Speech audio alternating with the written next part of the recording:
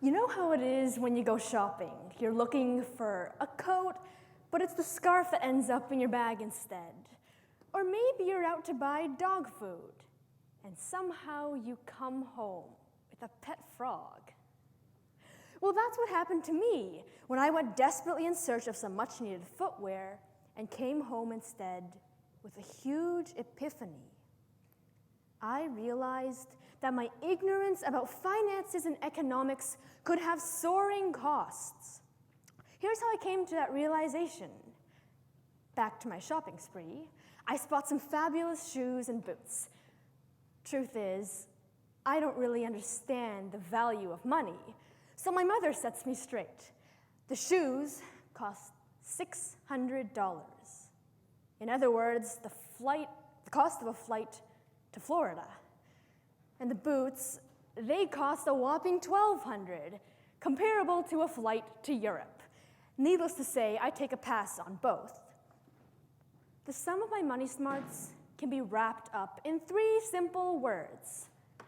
I know nothing. And that's when it hit me. I realized that I was completely unaware of just how enormous the impact of economics had been on my own life. I had only to consider my personal history to realize that ignorance about financial literacy can have some very grave consequences. I was born in the wrong place at the wrong time. China was facing an economic crisis, and their solution? The regime imposed a one-child family policy. As boys are favored in China, millions of girls were killed or aborted. I was lucky. My parents chose to release me to an orphanage in the hopes of saving my life. A family policy is still in place as China faces economic and demographic turmoil. The economy is in crisis as the country's workforce is rapidly aging and the labor pool dramatically shrinking. An unexpected result of these reforms has been the creation of a demand for more children to supply labor. To make matters worse, over 40 million men will never marry. That is more than the entire population of Canada.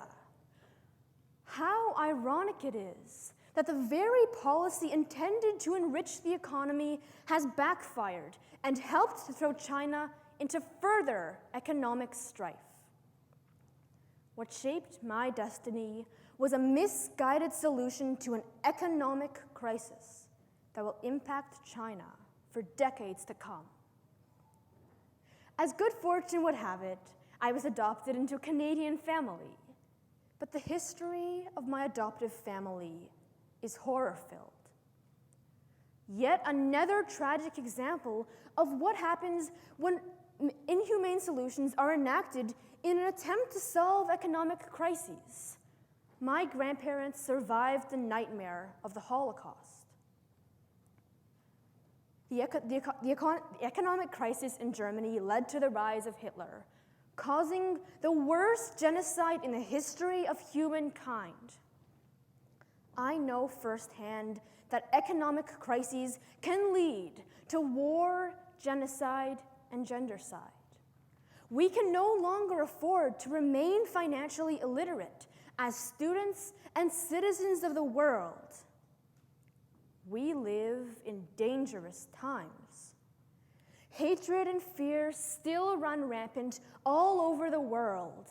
In 2016, these were the words of the year: xenophobia, the fear of foreigners; post-truth, a devious word for lies; and surreal, where anything can happen.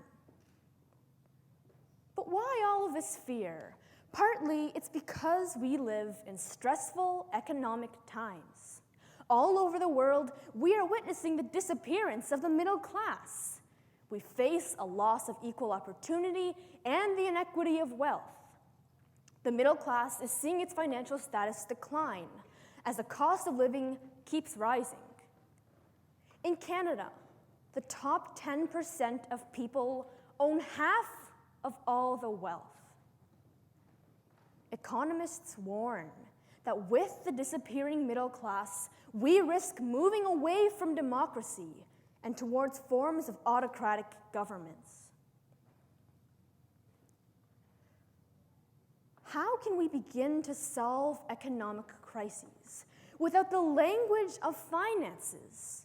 It is time to inject financial literacy into the curriculum, starting at a young age and exposing students to real-life scenarios in the business world.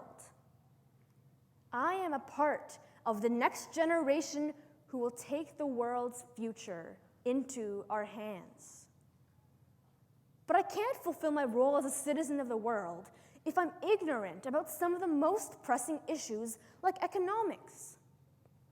We make the rules of the economy, and we have the power to change those rules. But we need to mobilize ourselves to ensure we have the skills to engage in the language of finances.